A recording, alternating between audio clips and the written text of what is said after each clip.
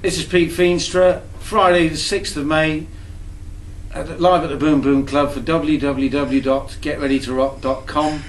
Talking to the three ladies, three great guitar players that form the Blues Caravan, Girls with Guitars. I didn't call you Girls with Guitars, but that's what the record label's calling you. I guess that's what we are.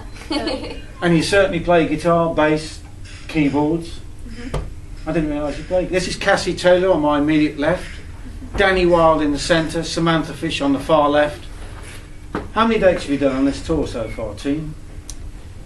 Oh, that's a tough Lost question. count. A lot. 9. Is On this this particular leg or the whole tour? the whole tour? Oh, yeah. Probably around 100, just under. My God, really? Yeah. Not so far, but I think so far. Really? I mean, we must have done like 3 months on the road. Wow. there's Which- 20 gigs on the first. Maybe not, maybe, yeah. 15 on the I'm first. rounding it up, I'm not really sure. We've done pretty much like 3 months on the road, but I guess Forever. we didn't gig every night, we had a few off nights. And you're still talking to one another? Yeah. Yeah. Great. We made up. The album you're promoting is called Girls with Guitars, as I said, on Roof Records. There it is. It's a kind of concept album, I guess. A Blues Caravan. Blues Caravan, by the way, was a concept that Buddy Rich came up with in the 1950s or 60s, and he took it to the Far East. And I guess what he meant by that was a mixture of different blues styles, and the fact that it tours all around the place. I mean, are you kind of working a concept? Is that how you feel about this album, this tour? What do you think, Cassie? I think that's a really good assessment. We're all very different musically, Yeah. so Yeah. And you've also on this album, which is very interesting album, great material. You've updated the blues to making it very contemporary. It isn't the usual da da da da da da 12-bar format. It's something more. You got some good lyrics going, all of you. Thank you. Is that something that you worked on before you recorded? Yeah. Yeah, definitely. Most of the songs on there are our own songs, and we met up in Kansas City with the producer Mike Zito Yeah. before He's doing a the good guitar recording. player. And yeah, he is definitely. And we've talked about the songs we want to do. We put our own songs forward. So yeah, our material's quite different. We'd worked on that on our own, but then in the studio we also co-wrote some songs as well. Did you kind of work all those songs through before you recorded? How much time did you have before you went and recorded? A lot. We got together in Kansas City for the pre-production in September. We had a few days and we kind of went over material and decided what we wanted to play, and then the next time we saw each other was in the studio at the end of October. Wow. And how long did you have to actually lay it down? Like 6 days. You did? Yeah. And it was done? It's done. Yeah. Ah. So you've all got individual styles. You play some real good Telecaster, Thank you. great tone. Thank you. Danny, you're a real good gospel kind of singer. Yeah. And Cassie, you're just sultry, you know. oh, Great, thank you. great style. No, all three. It's all about the hair. I don't actually have an inch of talent. I just happen to be born with a really great coif No. and a great legacy. So I'm extremely lucky to be here. No, you've written some great songs, and Leaving Chicago is a really great song. Thank you. Was that something had you all written all those pieces before you met up? Yeah. And so what did you actually do together? How did that come about? Where you Well, actually? we all performed on each other's material, so we'd written the songs, but they were really in kind of basic acoustic form. And then when we got together, you know, we had chords and lyrics, Yeah. but then we all got together and really built that up to make it a band sound and to really discover our own sound together, which Yeah. unfortunately was something that worked. And really has well. that got stronger as the tour's gone on, since you've done the 100 odd Definitely. gigs? Yes. Yeah. And the other thing you've done on here, of course, is that some of the tracks are actually different in different trio formats. I mean, two of you play together with a drummer, Jamie. I guess Yeah. Jamie Little. Who does it. I mean, who was that? Mike Zito's idea or your idea, or? We just found what fit best on each song and kind of just put it down. You know, like there were some songs where I would do a lead, or I would just do maybe a small rhythm track. Or, Yeah. You know, songs where we would just sing like, well, that one didn't quite make it on the record, where we just sing "Have a Little Help," but you know, we just. It was really about what the song needed, Yeah. you know. And didn't kind of Mike Zito, the producer, lead you in that fact?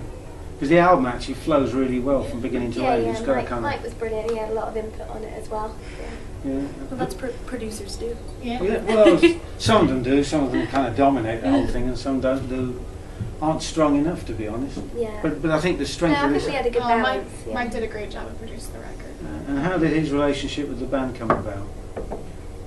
Did he come from the label, or?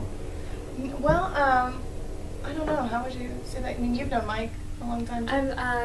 I've had a dialogue with Mike for a couple of years, and we cool. would send each other back songs, and we actually didn't meet in person until we started the pre-production. But I had been in contact with him for several years beforehand. Right. And on the tour, you're playing keyboards now, which you don't do on the record, of course. I don't, and it kind of just happened one day in Poland, and we were playing a festival, and there was about 6 keyboards on stage, and I've been playing piano for years, and I was just kind of like, well, I guess I'll start playing now. And, my solo release, which came out on the 24th in the UK, all of the songs on there I composed on piano. So I'm very key based, and it's great for songwriting. And has that adjusted the way you actually write songs then?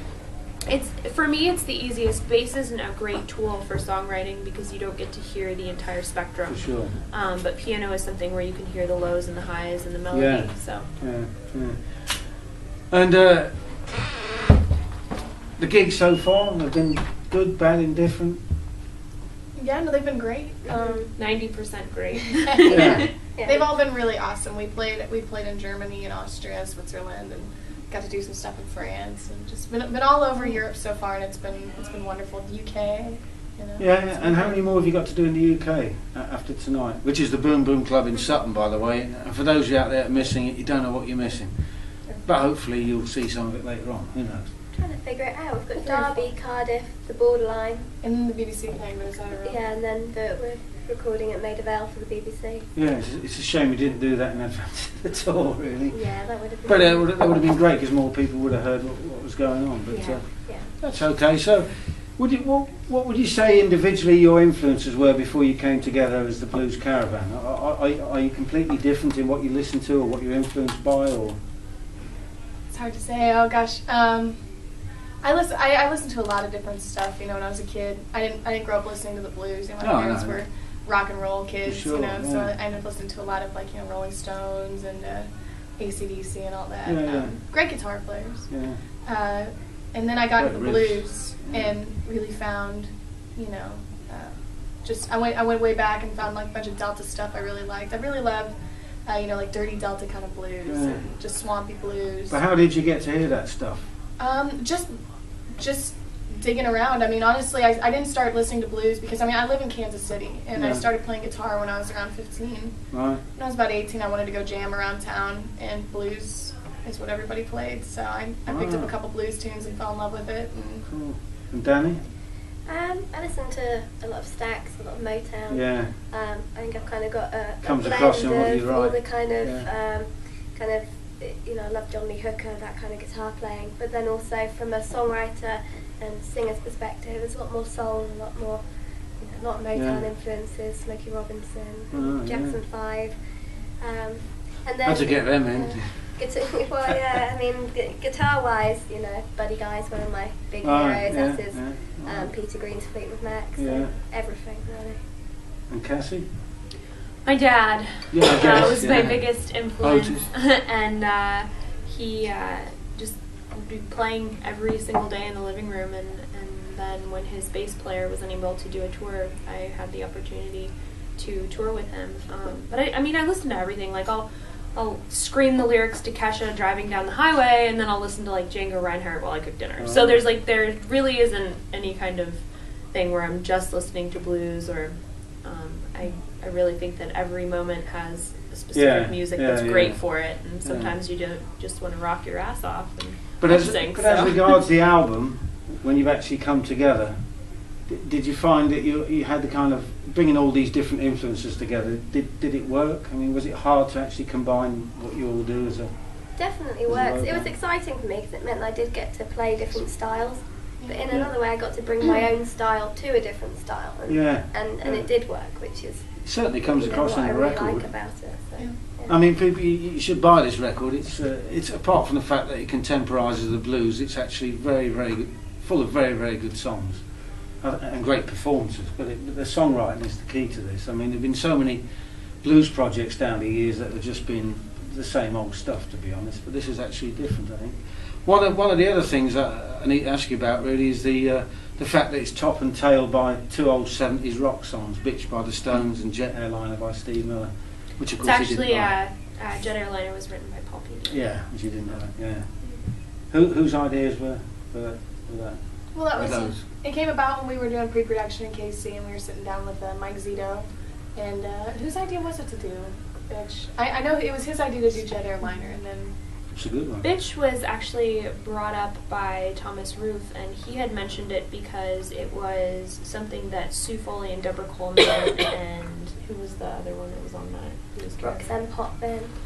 It was something that they had discussed but did not do on their album, and he said that, and I was like, heck yes! Yeah. I think we were all pretty unanimous on just wanting to take that song and really own Yeah, it. yeah. Well, it works and it rocks and it also suckers people into something different. Mhm. yeah. And hopefully you people out there will be suckered into buying this. Go and see the band. This has been Pete Feenstra for GetReadyToRock.com talking to the Blues Caravan 2011. One more time for Samantha Fish on my far left, Danny Wild. in the middle. How could I forget that? And on my immediate left, Cassie Taylor. It's a pleasure having you here. Have a great gig. Have a great tour. Thank you. Go out and Thank see you. them. Thank you and good night.